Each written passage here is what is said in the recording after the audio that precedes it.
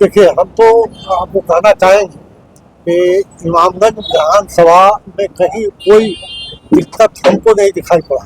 हम आज सवेरे से घूम रहे हैं कि ये गाँव का भ्रमण हम किए हैं और कहीं भी यह दिखाई नहीं पड़ा कि कोई आदमी विरोध करे, चाहे किसी तरह का बात उत्पन्न करे, ऐसा कोई दिखाई नहीं पड़ा। और इस तरह से हमको लगता है कि जिस तरह से लोगों में उत्साह है, एनडीए के उम्मीदवार के रूप में दीपा मांझी जी खड़ी हैं और हमको लगता है कि लोग पूरा मन बना लिए हैं कि दीपा मांझी जी को हम विजयी।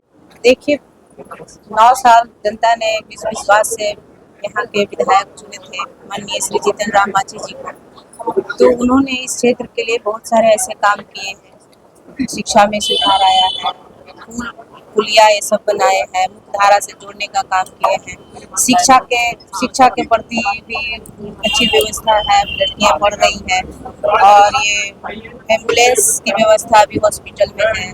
भय मुक्त इमामगंज सबसे पिछड़ा था वो दूर हुआ है। तो बहुत सारे ऐसे समस्याएं यहाँ दूर हुई है। अगर कुछ भी छूट गया है तो हम उसे, अगर जनता हमें चुनती है, हम पे विश्वास करती है, हमें यहाँ के प्रतिनिधि के रूप में चुनती है, तो मैं उस काम को पूरा। विधानसभा से आपका क्या लगता है सर, क्या कहना चाहेंगे? अब देखिए, हम तो आपको कहना चाहेंगे कि इमामगंज विधानसभा में कहीं कोई दिक्कत हमको नहीं दिखाई पड़ा।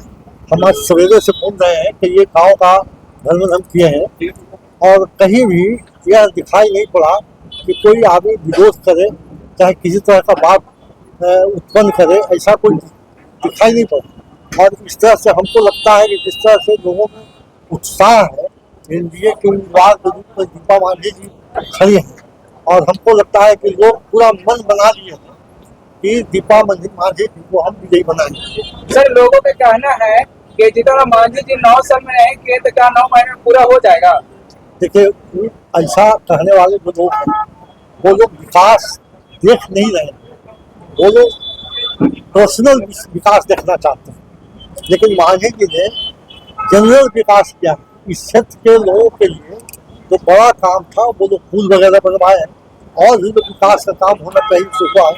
और एक बात हम बताना चाहते हैं कि बिहार में 2005 के पहले जो स्थिति थी, इमामगंज का जो स्थिति था 2005 के पहले, वो आप लोग पत्रकार हैं, बहुत अच्छी तरह से जानते हैं कि क्या स्थिति थी। 2000 आज 24 है, 2024 में कितना बदलाव हुआ है इतना दिन।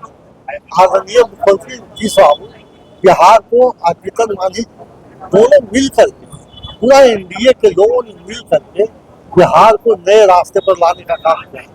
बिहार का विकास हुआ है और आज एक बात को आप लोग जान लीजिए कि अब बिहार को और आगे बढ़ना, बिहार को देश के जो विकसित राज्य है, वो देश के विकसित राज्य कहे जाते हैं, उनके श्रेणी में बिहार को खड़ा कराना है और उसके लिए नीतीश कुमार जी संघर्ष कर रहे हैं। और इस संघर्ष में अगर दीपा मांझी जीत के जाते हैं इमामगंज को, तो निश्चित से उस संघर्ष में मुख्यमंत्री जितेंद्र किशोर के हाथ को मजबूत करने का काम करेंगे। इसलिए हम आपके माध्यम से यहाँ की जनता से अपील करते हैं कि एकदम हर बात को भूल करके और गवाही छाप पर 13 तारीख को अपना बटन दबा के दीपा मांझी को विजय दिलाने का काम करें।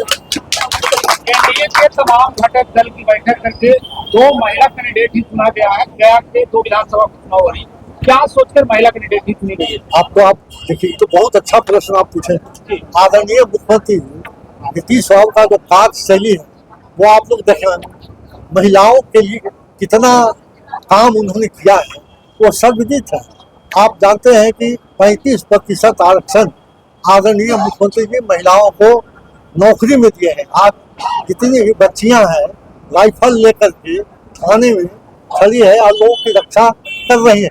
और इस तरह से आपको पंचायती राज के में आरक्षण उन्होंने 20% में दे दिया, आरक्षण 50% महिलाओं को उन्होंने। इस तरह से महिलाओं के प्रति जो उनका विचार है महिलाओं को आगे बढ़ाने का, उसी का स्वरूप है।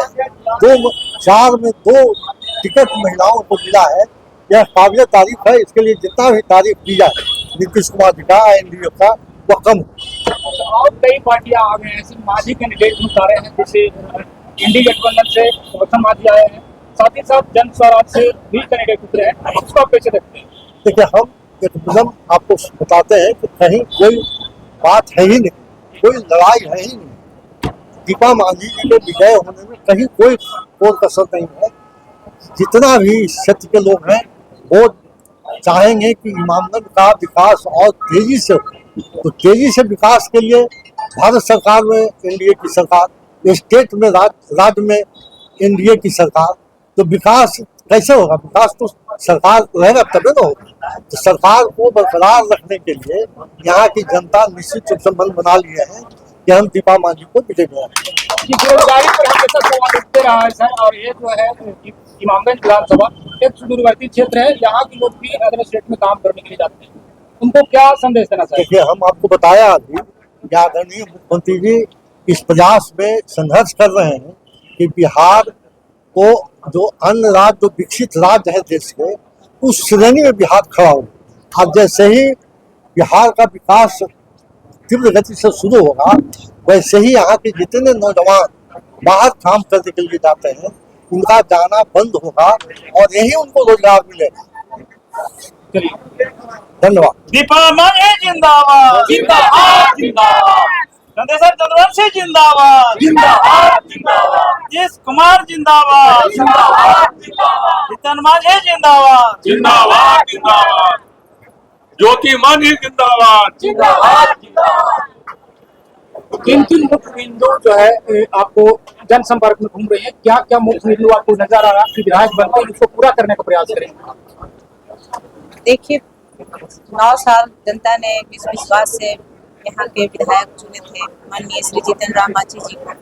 तो उन्होंने इस क्षेत्र के लिए बहुत सारे ऐसे काम किए हैं, शिक्षा में सुधार आया है, पुलिया ये सब बनाए हैं, मुख्यधारा से जोड़ने का काम किए हैं, शिक्षा के प्रति भी अच्छी व्यवस्था है, लड़कियां पढ़ रही हैं, और ये एम्बुलेंस की व्यवस्था भी हॉस्पिटल में है, भय मुक्त इमामगंज सबसे पिछड़ा था वो दूर हुआ है।